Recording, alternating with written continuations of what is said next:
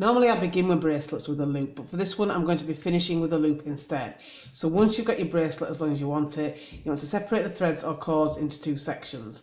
I'm going to work the left hand section first, so you want to take one of your threads or your cords and put it to one side. Hopefully it'll be the longest one, and then you can clip the rest to your board.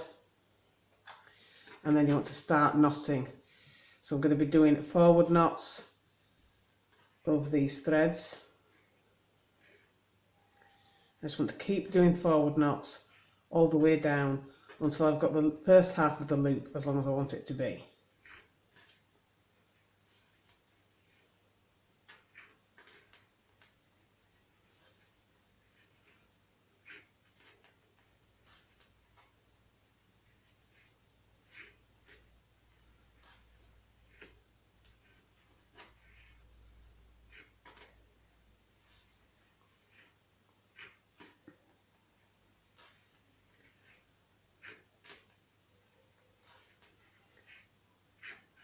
And as your knots start to spiral around the threads, just wrap your working thread underneath the ones you're knotting over, and then just carry on with your knotting.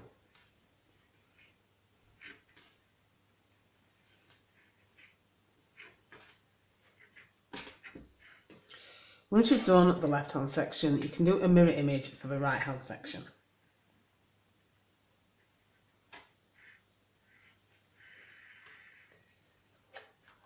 So this time I'm going to be doing backward knots until I've got the second half of the loop, as long as I want it. If you wanted to count the amount of knots you did the first half, then you can just do the same amount for your second half.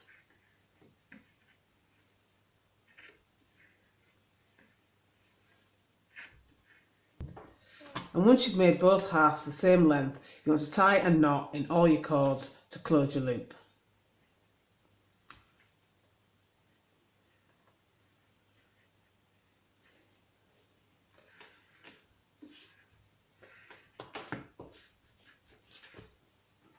And then trim off any excess.